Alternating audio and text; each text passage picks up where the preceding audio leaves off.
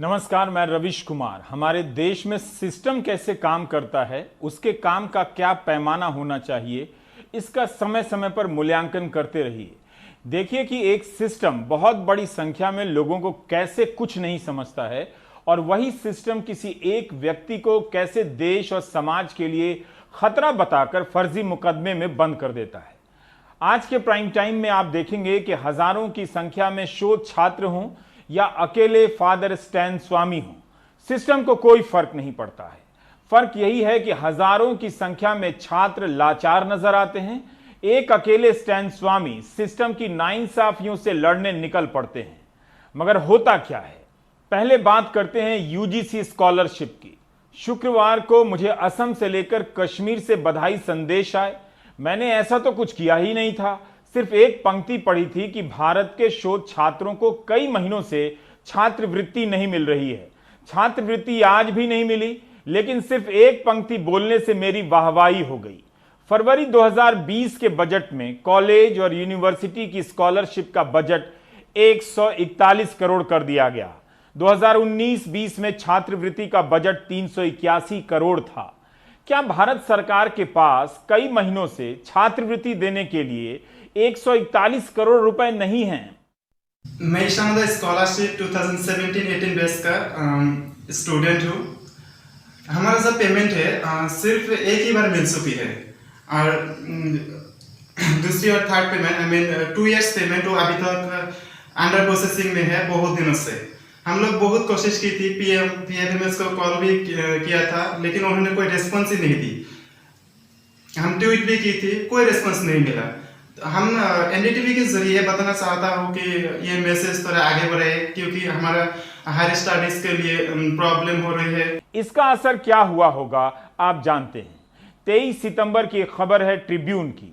Post matric scholarship में देरी के कारण पंजाब के 1600 कॉलेजों ने तय किया कि वे अनुसूचित जाति से फीस लेंगे, अनुसूचित जाति के छात्रों से।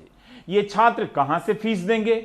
कॉलेजों ने पंजाब सरकार से 309 करोड़ मांगे हैं, जो केंद्र से आए थे मार्च में। 4 साल से 1850 करोड़ रुपए का फंड नहीं दिया गया है, जो छात्रों को जाना चाहिए था। जिस देश में स्कॉलरशिप समय पर ना मिलती हो, वो देश विश्व गुरु नहीं बनेगा तो कौन बनेगा? एक और पॉजिटिव न्यूज, जैसे होता है ना कि शादी के भोज में थाली में एक और पूरी एक्स्ट्रा डाल देते हैं। बिहार में 29 नवंबर को 2 भर्ती परीक्षाएं हो रही हैं। एक तो 2 परीक्षाएं एक साथ नहीं होनी चाहिए, लेकिन इनमें से एक परीक्षा की भर्ती 2014 में निकली थी। इससे अधिक पॉजिटिव न्यूज क्या दे सकता हूं कि बिहार में एक परीक्षा 6 साल बाद हो सकती है। अभी रिजल्ट नहीं निकला है। इसका मतलब है कि हमारा सिस्टम भूलता नहीं है। 2014 के बाद भी उसे याद रहा कि परीक्षा करानी है। इंतजार करना बिहार होना है। भारत में कोविड से मरने वालों की संख्या 1,09,000 से अधिक हो चुकी है। अच्छी बात है कि हम स्वास्थ्य बजट पर ध्यान नहीं देते हैं और थाली बजाकर महामारी भगा लेते हैं। ऑक्सफैम की एक रिपोर्ट आई है। ऑक्सफैम ने अपनी report commitment to reducing inequality index 2020 में पाया है कि दुनिया के सभी देशों के मुकाबले भारत का स्वास्थ्य बजट नीचे से चौथे नंबर पर है ना कमाल। रिपोर्ट कहती है कि इसका असर भारत की कोविड के खिलाफ लड़ाई पर भी पड़ा होगा। भारत और अफगानिस्तान दोनों अपने बजट में से मात्र 4% ही स्वास्थ्य के लिए रखते हैं। जितना खर्च किया जाना चाहिए उसके 1/4 से थोड़ा सा ज्यादा खर्च करते हैं। रिपोर्ट में यह भी पाया गया है कि भारत की आबादी के मात्र 50% हिस्से को ही सबसे बुनियादी स्वास्थ्य सुविधाएं मिल पा रही। बिल्कुल मत सोचिए कि भारत में हेल्थ बजट का अगर 50%, 75% खर्च नहीं होता है तो आम लोगों पर क्या असर पड़ता होगा। यहां लोग इलाज के चक्कर में गरीब हो जाते हैं, बर्बाद हो जाते हैं। मिडिल क्लास वाले भी नहीं बचते हैं। अगर सिस्टम नौजवानों को 6 साल एक परीक्षा के कुएं में धकेल देता है तो एक 83 साल के शख्स को भारत के खिलाफ युद्ध छेड़ने के आरोप में जेल में धकेल सकता है। सोचिए, 83 साल के एक शख्स हैं, पार्किंसन की बीमारी है, बिना मशीन लगाए कान से सुन नहीं सकते। उन्हें गिरफ्तार किया गया कि वे भारत के खिलाफ युद्ध छेड़ने की प्लानिंग कर रहे थे। फादर स्टैन स्वामी। 50 साल से झारखंड के आदिवासी इलाकों में काम कर रहे हैं। जब कंपनियां विकास के नाम पर प्राकृतिक संसाधनों की लूट करती हैं तो फादर स्टैन आवाज उठाते हैं, विचाराधीन कैदियों को रिहा करने की मांग करते हैं, आदिवासियों के विस्थापन का सवाल उठाते हैं। क्या इनमें से किसी काम से भारत की संप्रभुता को खतरा हो सकता है? स्टैन की उम्र 83 साल की है। इस उम्र में वे ऐसा क्या कर सकते हैं जिससे राज्य को खतरा हो जाए? क्या यह सब इसलिए किया जा रहा है ताकि कोई नौजवान भारत के दूर दराज के इलाकों में काम करने का सपना ना देखे, हौसला ना रखे, वहां प्राकृतिक संसाधनों की लूट को रोकने का निश्चय ना करे? फादर स्टैन स्वामी केरल के हैं। 1965 में जमशेदपुर आ गए खदानों पर रिसर्च करने, फिर चाईबासा आकर रहने लगे। वहां अपने काम के कारण लोकप्रिय हुए। अब उनका नाम इसलिए चर्चा में आता है कि पुलिस ने घर पर छापे मारे हैं और उन्हें फलां फलां केस में गिरफ्तार किया जा रहा है। भारत के खिलाफ युद्ध छेड़ने का यह केस भीमा कोरेगांव केस कहलाता है। 2018 से चल रहा है। 83 साल के एक बुजुर्ग उन 16 लोगों में शामिल हैं जिन पर भारत के खिलाफ युद्ध छेड़ने की योजना में शामिल होने का आरोप है। 8 अक्टूबर को रांची में स्टैन स्वामी गिरफ्तार किए गए। नेशनल इन्वेस्टिगेटिंग एजेंसी NIA सीधे मुंबई ले जाती है, कोर्ट में पेश कर देती है और चार्जशीट भी पेश कर देती है। उनसे पूछताछ के लिए कस्टडी भी नहीं मांगती है। स्टैन स्वामी कहते हैं कि वे कभी मुंबई नहीं गए। उन्होंने वीडियो के जरिए गिरफ्तारी से पहले अपना एक बयान जारी किया था। अभी NIA मेरे पीछे लगा हुआ है। अभी मुझे बॉम्बे जाने के लिए भी अभी मजबूरी की जा रही है। अभी केस की सामना करने के बदले अभी सरकार मुझे रास्ते से हटाने की कोशिश कर रही है और उसका पहला मौका था कि भीमा कोरेगांव, जबकि मैं कभी भीमा कोरेगांव गया भी नहीं, लेकिन उसमें एक संदिग्ध के रूप में डाला गया। उसके तहत मुझे 2 बार रेड किया गया। अभी पहले पुणे पुलिस कर रही थी, अभी NIA कर रहा है और NIA तो 15 घंटा मुझे पूछताछ किया और उसके मेरे सामने ऐसे कुछ एक्सट्रैक्ट को रखने लगा जो माओवादियों के बीच में कुछ कम्युनिकेशन हो रहा था। मुझे किसी प्रकार का संबंध नहीं था उसमें, लेकिन वो सब मेरे सामने रखा गया ही बोल के ये सब मेरे कंप्यूटर में पाया गया। इस सबको मैं इनकार करके आया हूँ। भीमा कोरेगांव केस में सुधा भारद्वाज, गौतम नवलखा, प्रोफेसर आनंद तेलतुंबड़े, वरवरा राव, हैनी बाबू सहित 16 लोग गिरफ्तार हैं। प्रोफेसर रामचंद्र गुहा, प्रशांत भूषण और झारखंड के मुख्यमंत्री हेमंत सोरेन ने स्टैन की गिरफ्तारी पर ऐतराज जताया है, निंदा की है। हेमंत सोरेन ने ट्वीट भी किया है और बयान भी दिया है। गरीबों, वंचितों और आदिवासियों की आवाज उठाने वाले 83 वर्षीय वृद्ध स्टैन स्वामी को गिरफ्तार कर केंद्र की भाजपा सरकार क्या संदेश देना चाहती है? अपने विरोध की हर आवाज को दबाने की ये कैसी जिद है? आज स्टैन स्वामी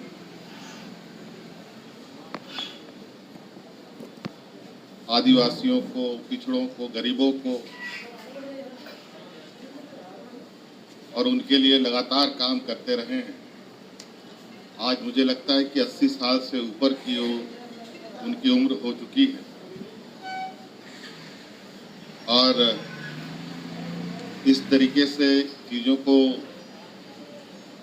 सरकार के द्वारा संज्ञान लेना, मुझे लगता है भारतीय जनता पार्टी की जो कार्यशैली रही है, सभी चीज़ें में कुछ ना कुछ हिडन एजेंडा जरूर रहता है। आने वाला समय में वो भी दिखेगा। मुख्यमंत्री कह रहे हैं कि स्टैन स्वामी आदिवासियों के लिए काम करते हैं, उनकी आवाज उठाते हैं। NIA ने अपनी चार्जशीट में कहा है कि इन लोगों ने माओवादी रणनीति के सहारे शहरों में क्रांति करने की योजना बनाई थी। फादर स्टैन स्वामी का महाराष्ट्र के भाकपा माओवादियों से संपर्क था। माओवादी कैडरों के लिए फंड जुटाने का भी आरोप लगा है। एनआईए ने अपनी चार्जशीट में बताया है कि फादर स्टैन स्वामी के पास से कई माओवादी दस्तावेज व साहित्य मिले हैं। 83 साल के फादर स्टैन स्वामी पर यूएपीए लगा दिया गया है। आजकल ये काफी इस्तेमाल में लाया जा रहा है ताकि जमानत ना मिले। 8 अक्टूबर को गिरफ्तारी के अगले दिन रांची में सामाजिक कार्यकर्ताओं ने विरोध मार्च निकाला। भीमा कोरेगांव मामले में रांची में उनके आवास पर महाराष्ट्र पुलिस ने जुलाई 2019 में और एनआईए ने 28 अगस्त 2018 को छापे मारे थे। फादर स्टैन स्वामी ने अपनी गिरफ्तारी से पहले कहा था कि एनआईए ने उन्हें गिरफ्तार करने के लिए उनके कंप्यूटर में फर्जी सबूत डाले हैं। ठीक इसी तरह के आरोप भीमा कोरेगांव मामले में गिरफ्तार एक अन्य आरोपी प्रोफेसर आनंद तेलतुंबडे ने भी लगाए थे। इसके अलावा झारखंड में एक आंदोलन हुआ था, पत्थलगड़ी आंदोलन। स्टैन ने इसके समर्थन में लेख लिखा था और बीजेपी की रघुवर सरकार ने इसे नक्सलवादी आंदोलन करार दिया था। सैकड़ों हजारों की संख्या में लोगों के खिलाफ गंभीर धाराएं लगा दी गई। खबरें तो ऐसी भी आईं कि 10,000 आदिवासियों पर पत्थलगड़ी में शामिल होने के लिए राजद्रोह के मामले लगा दिए गए। स्टैन के खिलाफ भी राजद्रोह का आरोप लगा। हेमंत सोरेन ने मुख्यमंत्री बनते ही सारे मामले वापस ले लिए। यहाँ हम लोग सब फादर स्टैन स्वामी के पुराने दोस्त हैं और पुराने साथी है। हम लोगों ने उनका काम बहुत नज़दीक से देखा कि कैसे हिम्मत करके सालों से झारखंड के आदिवासियों के अधिकार के लिए खड़े हुए, न्याय के लिए हमेशा खड़े हुए, हमेशा मेहनत करने को, ईमानदारी से काम करने को तैयार है। और आज न केवल उनका गिरफ्तार के खिलाफ खड़े हैं जो बिल्कुल आर्बिट्ररी है और रूथलेस है। आप सोच लीजिए 84 साल का व्यक्ति है जो जिनका स्वास्थ्य भी अच्छी नहीं है और बिना कोई सबूत उनको जेल में बंद कर रहे हैं। हमको लगता है कि ये एक डेमोन्स्ट्रेशन ऑफ रूथलेसनेस समझना चाहिए। तो न केवल इस गिरफ्तार का विरोध कर रहे हैं लेकिन इस कानून भी जो यूएपीए है जिसको लेकर उनको गिरफ्तार किया गया है, इसका भी विरोध कर रहे हैं। आदिवासी समाज के किसी भी विरोध को नक्सल ठहरा देना आसान हो गया है। उनकी आवाज के पीछे नक्सल होने की आशंकाएं पैदा कर दी जाती हैं और संगीन धाराएं लगा दी जाती हैं। पत्थलगड़ी आंदोलन क्या था, यह भी आपको जानना चाहिए। आदिवासी गांवों में बड़े बड़े शिलालेख गाड़ने की परंपरा रही है। इनमें गांवों के बारे में कई जानकारियां होती हैं। कई जगहों पर शहीदों के सम्मान में शिलालेख गाड़े जाते हैं। इन शिलालेखों में संवैधानिक अधिकारों की बात लिखी जाने लगी। संविधान की 5वीं अनुसूची का जिक्र था कि ये कानून क्यों नहीं लागू होते हैं आदिवासी इलाके में। उसकी जगह दूसरे सामान्य कानून क्यों लागू किए जा रहे हैं। आधार कार्ड आदिवासी विरोधी दस्तावेज जिनसे गांव की शांति और संसाधन को खतरा है, वैसे लोगों का गांव में आना वर्जित है। ये सब शिलालेख पर लिखा था। आदिवासी ग्राम सभाओं के जरिए गांव में स्वशासन मांग करने लगे। आप जिस पत्थलगड़ी की बात कर रहे हैं, ये एक आंदोलन के स्वरूप में पूरे खूंटी इलाके में जो बिरसा विद्रोह का इलाका था वहाँ उभर कर आया और इसका स्वरूप बिल्कुल पूरी तरह से लोकतांत्रिक स्वरूप था। इसमें लोग अपने गांव-गांव में पत्थल गाड़ रहे थे सीमाना में, और सीमाना में पत्थल गाड़ने की परंपरा होती है कि इस गांव का मुखिया कौन है, पाहन कौन है, जो पारंपरिक व्यवस्था के रिस्पॉन्सिबल लोग कौन हैं, किसकी आबादी है। जैसे मुंडाओं में आप देखिएगा कि गोत्र आधारित, किली आधारित गांव होते हैं। गुड़िया पढ़ा का गांव है, भिंगरा पढ़ा, तो वो सीमाना में लिखा जाता है। तो पत्थल गाड़ने की ऐसे इनकी हज़ारों साल पुरानी व्यवस्था रही। अब ये लोकतांत्रिक आंदोलन के स्वरूप में आया तो इसका कारण ये था कि 1947 के बाद से 5वीं अनुसूची हो, 6ठी अनुसूची हो और भारत के संविधान में 20 से ज़्यादा अनुच्छेद जो आदिवासियों के उत्थान के लिए बने हैं, उनके कल्याण के लिए बने हैं, उसका ठीक तरीके से पालन ना होना, ये भावना और ये सेंस, ये स्पिरिट काम कर रहा था पूरे मूवमेंट में। पंजाब में भी ग्राम सभाओं में केंद्र के बनाए कृषि कानूनों के खिलाफ प्रस्ताव पास किए जा रहे। क्या वे भी नक्सल ठहरा दिए जाएंगे? झारखंड में चले इस आंदोलन को नक्सल बताकर निपटाने की कोशिश हुई, जबकि इसके जरिए उठने वाली मांगों पर किसी ने ध्यान देने की जरूरत नहीं समझी। आप आदिवासी इलाकों में जाएं, नौजवान 5वीं अनुसूची को लेकर मांग करते दिखेंगे, उसके बारे में बात करते दिखेंगे। मुख्य धारा का मीडिया 5वीं अनुसूची की बात ही नहीं करेगा जो संविधान से दिया गया है, लेकिन 5वीं अनुसूची को लेकर कई आंदोलन आदिवासी इलाकों में नियमित रूप से होते रहते हैं। जब हमारा संविधान बना तो उससे पहले ही 1935 का गवर्नमेंट ऑफ इंडिया एक्ट में एक्सक्लूडेड एरिया और पार्शियल एक्सक्लूडेड एरिया बोल के आदिवासी समुदाय जहाँ पे बसे हैं वहाँ पे उनको स्पेशल कैटेगरी के रूप में उनका शासन चला भी। और जब हम लोगों का 50 में जब हमारा संविधान बने उस समय में पार्शियली एक्सक्लूडेड एरिया को, जैसा कि जहाँ जिसके अंतर्गत झारखंड भी आता है, उनको 5th शेड्यूल में या 5वीं अनुसूची के तहत लाया गया। अगर आप यह देखेंगे कि स्टेट यानी राज्य किन लोगों को संगीन आरोपों में गिरफ्तार कर रहा है तो एक पैटर्न नजर आएगा। ये वो लोग हैं जो हर सरकार में राज्य की नाइंसाफी के खिलाफ काम करते हैं, आवाज उठाते हैं। आप जानते हैं कि भारत की जेलों में बिना ट्रायल के लाखों की संख्या में कैदी वर्षों से जेल में सड़ रहे हैं। क्या इनकी बात करना कोई गुनाह है?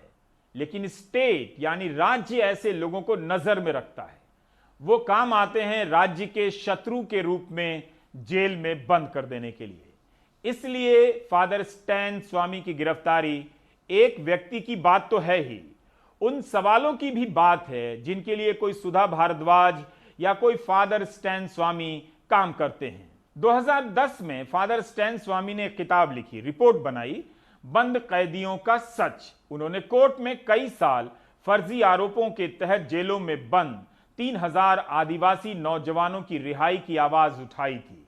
स्टैन स्वामी यही मांग करते थे कि अंडर ट्रायल को रिहा किया जाए, तेजी से मामलों की सुनवाई हो, न्यायिक आयोग जांच करे कि ट्रायल पूरी होने में देरी क्यों लगती है। आप देखेंगे कि ऐसे काम की पृष्ठभूमि वाले लोग कितनी आसानी से आतंक से लेकर देश के विरुद्ध जंग छेड़ने के आरोपी बना दिए जाते हैं।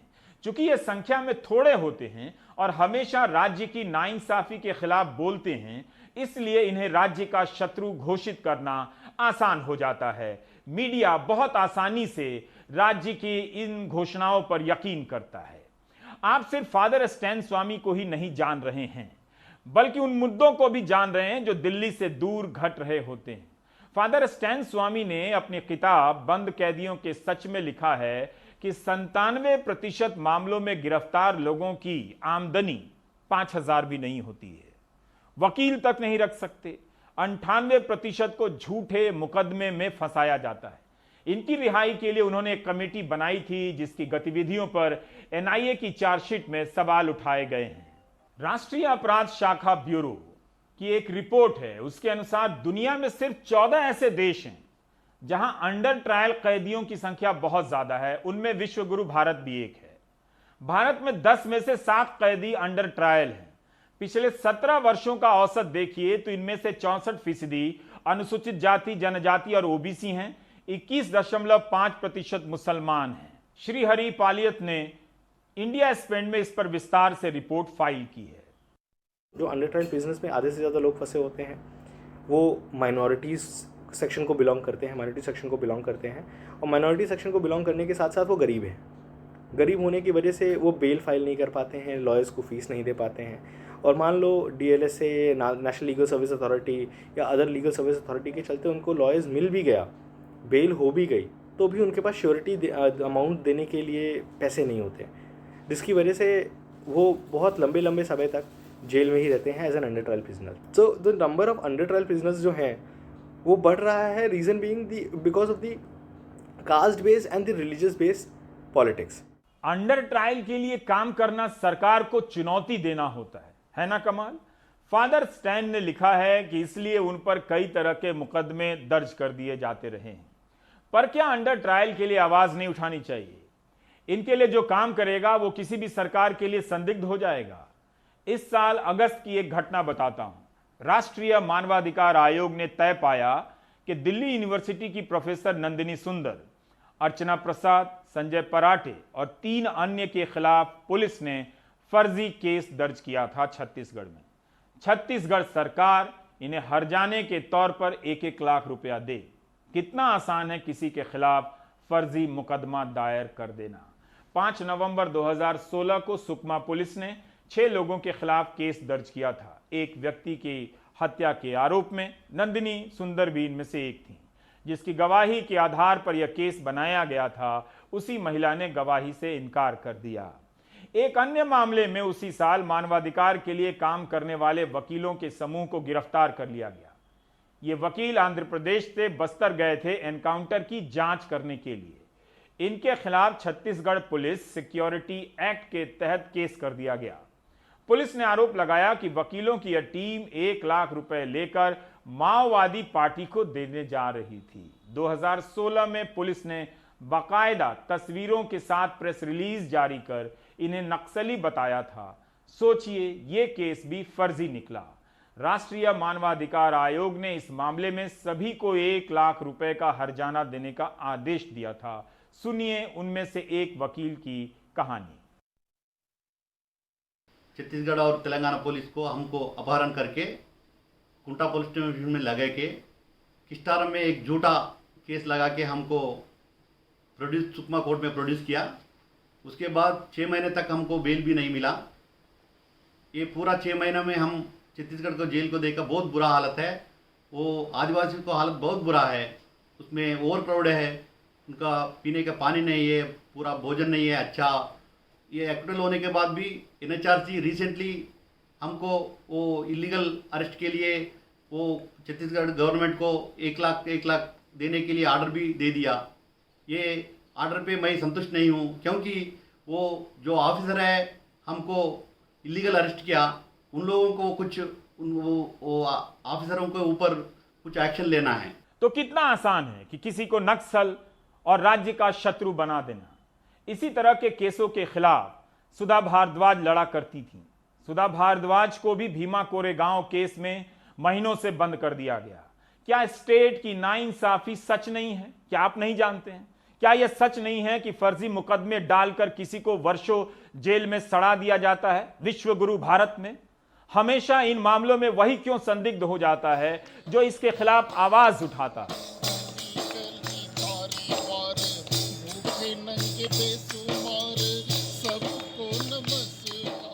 आज भी रांची में बिरसा मुंडा समाधि स्थल पर आदिवासियों के लिए काम करने वाले सामाजिक कार्यकर्ता अनशन पर हैं।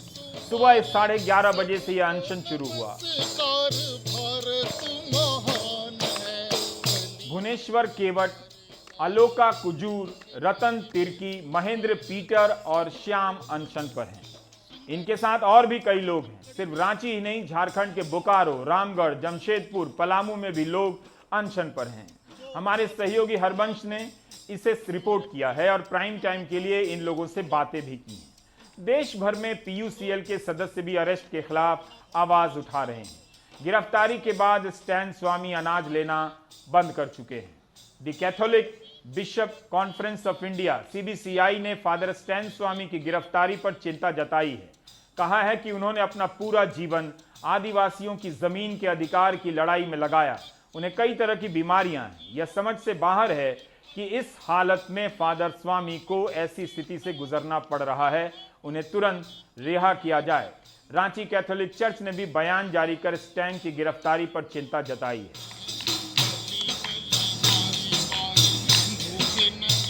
बहुत अमानवीय घटना है ये। ऐसी घटना की हम भर्त्सना करते हैं और हम लोग बताना चाहते हैं केंद्र सरकार को कि इस तरह की कदम वो ना उठाएं, क्योंकि ये जिस तरह से वो ना कुरेद रही है, लोगों को उकसा रही है कि तुम आओ और लड़ो। तो हम लोग तो संघर्षशील लोग हैं, लड़ेंगे ही, लेकिन इस कानून के खिलाफ हम लोग जाएंगे। और ये काला कानून हम लोग बोलते हैं। जो भारतीय जनता पार्टी का जो लूट का मंसूबा है, उससे वो बचाने के लिए 1965 से लगातार यहाँ आना जाना कर रहे हैं और 80 लगभग से कंटिन्यू रह रहे हैं यहाँ पे। और इस तरह के जितने भी आंदोलन है उसमें हर तरह से वो विरोध कर रहे हैं। बीच बीच में नक्सल का भूत खड़ा किया जाता है। पहले ये काम राज्य की तरफ से होता था, किसी को भी नक्सल बताकर जेल में बंद कर देना। अब यह काम मीडिया भी करने लगा है। जो भी सरकार से सवाल करेगा अर्बन नक्सल कहलाएगा। हाथरस मामले में भी नक्सल का एंगल ढूंढ लाया गया न्यूज चैनलों की तरफ से। एक महिला का फोटो दिखाकर उसे नक्सली बताया जाने लगा। प्रियंका गांधी हाथरस के पीड़ित परिवार से मिलने गई थीं। उनके साथ तस्वीर में दिख रही एक महिला को नक्सल बताया जाने लगा। बाद में पता चला कि वे डॉक्टर राजकुमारी बंसल हैं, फोरेंसिक साइंटिस्ट हैं और इस घटना से विचलित होकर जबलपुर से हाथरस आ गई परिवार का हौसला बढ़ाने। लेकिन ट्विटर पर इन्हें नक्सल भाभी बताया जाने लगा। ट्रेंड चलते ही चैनलों पर नक्सल कनेक्शन की कहानी चलने लगी। जिस देश में पत्रकारिता का यह स्तर हो, वहां अब किसी को भी नक्सल बताया जा सकता है। अगर आप पावरफुल पद पर हैं तो आपको किसने अधिकार दिया? बिना जांच पड़ताल किए आप किसी के बारे में कुछ भी बोलते हैं। मेरे वर्ड्स बताइए, मैंने कब कहाँ बोला कि भाभी हूँ मैं? कोई चैनल मुझे बात करके, मुझे इंटरेक्ट करके नहीं बोल रहे। वहाँ पर हजारों चैनल थे, मुझे नहीं पता कि कौन चैनल क्या टेलीकास्ट कर रहा है। अगर मुझसे पूछ के बोलते कि अब मैडम आप क्या भाभी हैं, तो उसी स्टेटमेंट पे आप बात करिए। कोई चैनल क्या बोल रहा है आपकी समझदारी से प्लीज उस पर रिप्लाई करिए। सरकारें आती हैं और जाती हैं। हम एक ऐसा सिस्टम नहीं बना पाए जहां किसी के खिलाफ अवैध रूप से नेशनल सिक्योरिटी एक्ट NSA लगाना आसान ना हो। आखिर इलाहाबाद हाईकोर्ट के आदेश के बाद कि डॉक्टर कफील खान पर अवैध रूप से NSA लगाया गया, उस अधिकारी के खिलाफ क्यों नहीं कोई कार्रवाई हुई? क्या हम एक नागरिक समाज के नाते ऐसी बातों को अब सही मानने लगे? विश्वगुरु भारत में इस तरह का सिस्टम होना चाहिए क्या? जो देश विश्वगुरु नहीं बन सके हैं, क्या उनके सामने हम ऐसा उदाहरण पेश करना चाहते हैं? आजकल UAPA मिल गया है, अनलॉफुल एक्टिविटीज प्रिवेंशन एक्ट। इसका इस्तेमाल धड़ाधड़ हो रहा है, प्रोफेसर, छात्र, किसी के खिलाफ भी। तब भी जब अदालत ही कह रही है कि जो सबूत रखे गए हैं वो पर्याप्त नहीं हैं, उनसे अपराध साबित नहीं होता है दिल्ली दंगों के मामले में। पूर्व नौकरशाहों का एक समूह है कॉन्स्टिट्यूशनल कंडक्ट ग्रुप। इस समूह ने कमेटी बनाई है जिसका नाम है citizens committee on the Delhi riots of February 2020, context, events and aftermath. इस कमेटी में justice Madan Lokur, justice AP Shah, justice RS Sodhi, justice Anjana Prakash, पूर्व गृह सचिव GK पिल्लाई, पूर्व IPS अधिकारी मीरा चड्ढा बुरवनकर भी शामिल हैं। 4 पूर्व न्यायाधीश हैं इस कमेटी में। यह कमेटी 12 हफ्तों में अपनी रिपोर्ट पेश करेगी। कमेटी ने कहा है कि दिल्ली दंगों की कार्यवाही में पुलिस द्वारा जो दर्ज हुआ है और नहीं हुआ है वह उसका रिकॉर्ड तैयार करेगी। कमेटी ने कहा है कि हाल के समय में दिल्ली पुलिस की कार्यवाही पर उठे सवालों को देखते हुए यह और भी जरूरी हो गया था कि एक निष्पक्ष, गैर राजनीतिक और प्रतिष्ठित लोगों का समूह दिल्ली दंगों की जांच करे। कमेटी दंगों से पहले और दंगों के दौरान हुई घटनाओं की जांच करेगी और दिल्ली में हुई हिंसा के संदर्भ में प्रशासन की कार्रवाई की भी समीक्षा करेगी। तो आप सिस्टम की विश्वसनीयता देखिए, अपने संदर्भ में, अपने मोहल्ले के संदर्भ में या अपने राज्य के संदर्भ में। कितना आसान है किसी पर केस डाल दो, जेल में डाल दो, बाद में 2 साल बाद छूट भी गया तो उसकी किस्मत। तब तक अखबारों में हेडलाइन बन जाएगी, टीवी में डिबेट हो जाएगा कि फलाना अर्बन नक्सल है, फलानी नक्सल भाभी है। बाकी ब्रेक के बाद।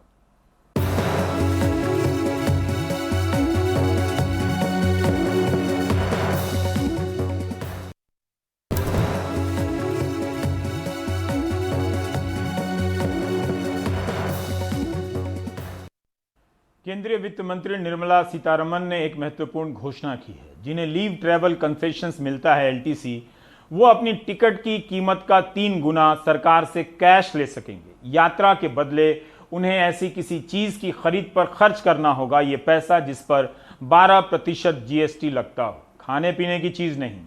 दूसरा, सरकार फिर से फेस्टिवल एडवांस देने जा रही है ताकि वो पैसा आप चीज सामान पर खर्च कर सकें, जिससे बाजार में तेजी आए, अर्थव्यवस्था दौड़ने लगे। मुंबई और उसके आसपास के इलाकों में सोमवार सुबह करीब 2 घंटों तक अचानक बिजली चली गई, जिसका बहुत बड़े पैमाने पर असर देखने को मिला। यह पहली घटना है जब मुंबई में इतने बड़े स्तर पर बिजली चली गई। अचानक बिजली चले जाने से मुंबई की लाइफलाइन लोकल बंद हो गई। लोग स्टेशन पर ही जमे रहे और पुलिस लगातार लोगों से शांति बनाए रखने की अपील करती रही।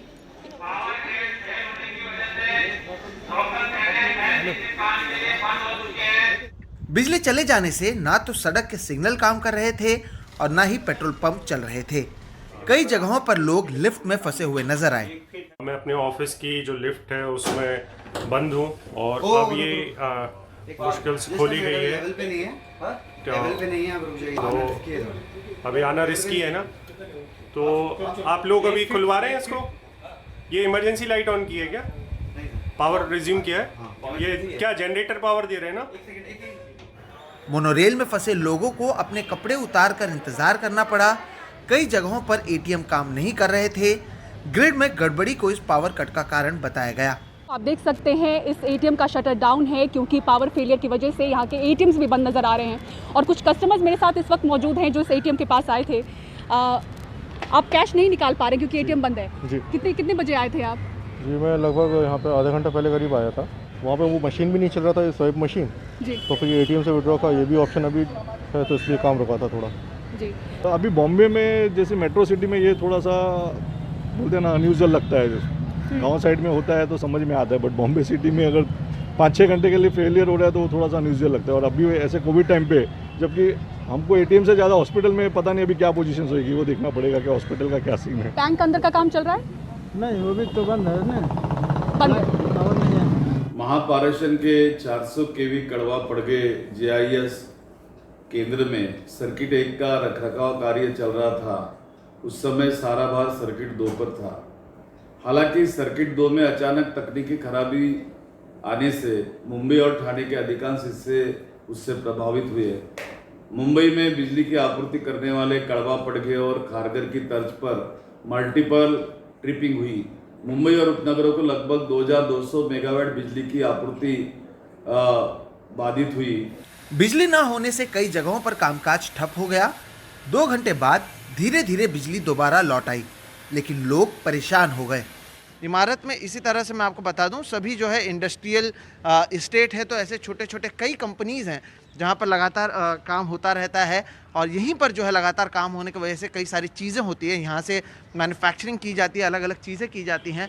स्टील के कंपनीज़ हैं, अलग अलग कंपनीज़ हैं, लेकिन हालात यही हैं कि सब कुछ पूरी तरह से बंद है, जिसका असर ये हुआ कि मजदूर जो हैं, जो कर्मचारी हैं, वो इसी तरह से खड़े हुए हैं, बैठे हुए हैं, क्योंकि जब बिजली नहीं है तो कुछ किया नहीं जा सकता। इसमें जो मेन लाइन में इलेक्ट्रिसिटी सप्लाई जो नहीं थी, वो इलेक्ट्रिसिटी सप्लाई जो रिस्टोर हो गई है। और जैसे आपको पता है कि हार्बर लाइन जो है, वहाँ पे 10:55 को जो है हमने इलेक्ट्रिसिटी सप्लाई रिस्टोर करके वहाँ पे ट्रेनें जो है हार्बर लाइन पर हमने शुरू की थी। जो मेन लाइन पर ट्रेनें जो स्टकअप थी 12:26 के बाद इलेक्ट्रिसिटी सप्लाई रिस्टोर होने के बाद जो है अभी धीरे धीरे चलना शुरू हो गई है। एक लंबे अरसे बाद मुंबई में इस तरह बिजली गई है।